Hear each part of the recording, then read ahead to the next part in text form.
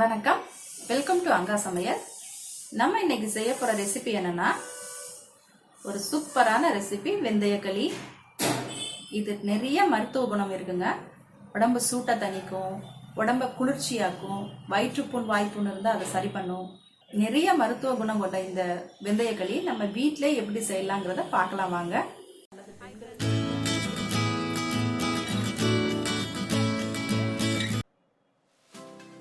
இப்போ வெந்தயக்களி செய்கிறதுக்கு நம்ம புழுங்கல் அரிசி ஒரு டம்ளர் எடுத்துக்கோங்க, உளுந்தம்பருப்பு ஒரு 1/4 டம்ளர் எடுத்துக்கோங்க, ஒரு 1/4 டம்ளரில் பாதி அளவுக்கு வெந்தயம் போட்டுக்கோங்க. இதெல்லாம் சேர்த்து முதல் நாள் நைட்டே நல்லா ஊற வச்சுக்கோங்க. இப்போ நல்லா ஊறிடுச்சு. இப்போ நான் முதல் நாள் நைட்டே நல்லா ஊற வச்சுட்டேங்க. இப்போ நம்ம இதெல்லாம் மிக்சியில் போட்டு அரைக்க போகிறோம். இப்போ இதோட ஒரு சிட்டிகை அளவுக்கு நம்ம உப்பு போட்டால் போதும். இது சும்மா டேஸ்ட்டு கொடுக்க தான். இப்போ கருப்பட்டி எடுத்துக்கோங்க. கருப்பட்டி வந்து ஒரு டம்ளருக்கு ஒரு டம்ளர் அளவுக்கு நீங்கள் கருப்பட்டி எடுத்துட்டால் கரெக்டாக வரும். ஒரு டம்ளர் அரிசிக்கு ஒரு டம்ளர் கருப்பட்டி கரெக்டாக வரும். அதில் கொஞ்சமாக தண்ணி ஊற்றி நம்ம பாகு தயாரிக்கலாம்.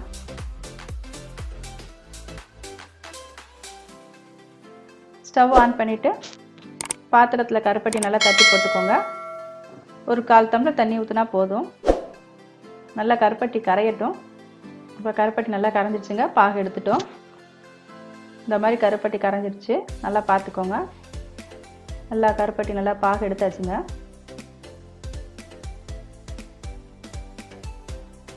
இப்போ மிக்சியில் நல்லா மாவு அரைச்சிக்கோங்க. நல்லா நைஸாக அரைச்சிக்கோங்க. நிறைய தண்ணி ஊற்றி நல்லா அரைச்சிக்கோங்க. ஏன்னா நமக்கு நல்லா மாவு வேகணும். நிறைய தண்ணி ஊற்றி அரைச்சிக்கலாம். இப்போ ஸ்டவ் ஆன் பண்ணிவிட்டு வானொலி அடுப்பில் வச்சுக்கோங்க. இப்போ நம்ம அரைச்சி வச்ச மாவு அதில் ஊற்ற போகிறோம்.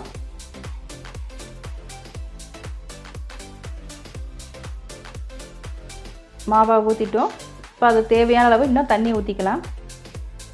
மாவு நல்லா வேகிற அளவுக்கு தண்ணி வேணும். நல்லா மாவு வேகிற அளவுக்கு நிறைய தண்ணி ஊற்றினாலும் நம்ம எல்லாமே நல்லா மாவு கிண்ட தண்ணி குறைஞ்சிரும். நல்லா வேகிற அளவுக்கு நம்ம தண்ணி ஊற்றிக்கலாம்.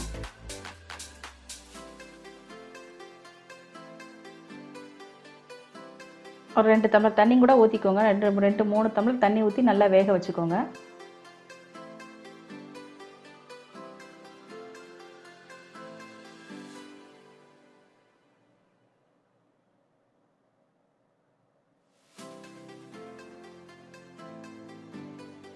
இதில் கிண்டது தாங்க மெயின். நல்லா கிண்டணும். அடி பிடிக்காமல் நல்லா கிண்டுங்க.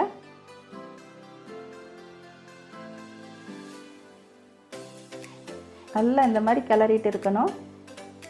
கொஞ்சம் மாவு வேகிற அளவுக்கு கொஞ்ச நேரம் சிம்மில் வச்சு மூடி வச்சுருங்க.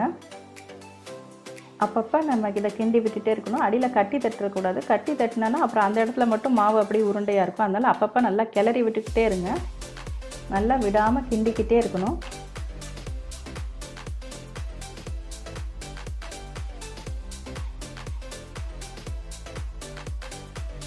மூடி வச்சு கொஞ்ச நேரம் வேகட்டும்.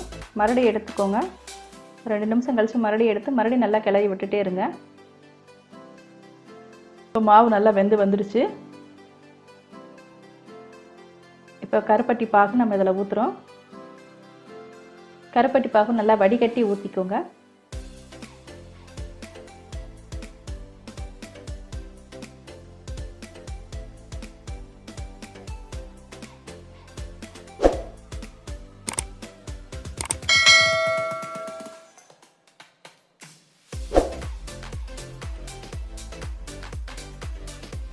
நல்லா எல்லாம் சேர்த்து நல்லா கிளறுங்க.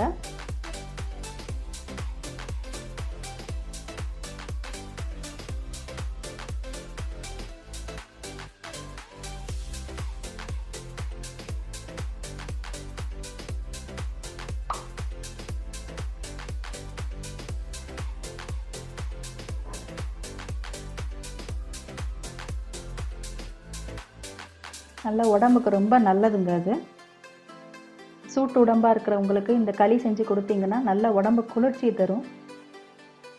வயிற்றுப்புண் வாய்ப்புண்ணு இருந்தானா அதை சரி பண்ணிடும்.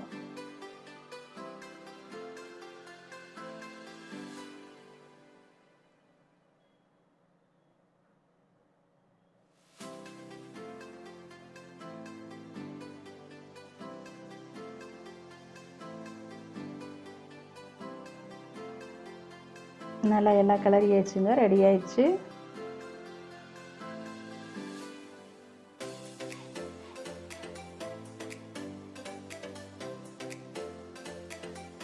நல்லா சூட்டு உடம்பா இருக்கிறவங்களுக்கோட சூட்டை தணித்து நல்லா சுகமாக ஜில்லு ஜில்லுன்னு ஆக்கியிருக்கும். சுகமான ஒரு சூப்பரான ரெசிபி வெந்தயக்களி.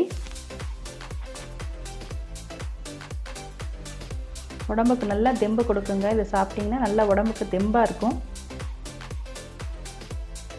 இப்போ எடுத்து நம்ம தட்டில் வச்சுட்டு நடுவில் ஒரு சின்ன குழி மாதிரி வச்சு அதில் ஒரு 4 ஸ்பூன் நல்லெண்ணெய் ஊற்றுங்க. நல்லெண்ணெய் ஊற்றி அதில் நல்லா கருப்பட்டி நைஸாக தட்டி அதில் போடுங்க. கருப்பட்டி நல்லா நைஸாக தட்டி அதில் போடுங்க. நல்லா அப்படி தூள் மாதிரி ஆக்கி அதில் போடுங்க.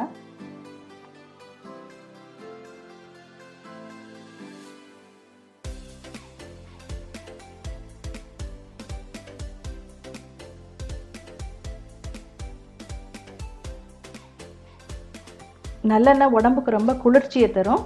அதனால் நல்ல ஒரு நல்லெண்ணெய் ஊற்றி சாப்பிடுங்க. இந்த ரெசிபி உங்களுக்கு பிடிச்சிருந்தா லைக் பண்ணுங்கள், ஷேர் பண்ணுங்கள், கமெண்ட் பண்ணுங்கள், சப்ஸ்கிரைப் பண்ணுங்கள். பக்கத்தில் இருக்கிற பெல் ஐக்கானை கிளிக் பண்ணுங்கள். தேங்க்யூ ஃபார் வாட்சிங்.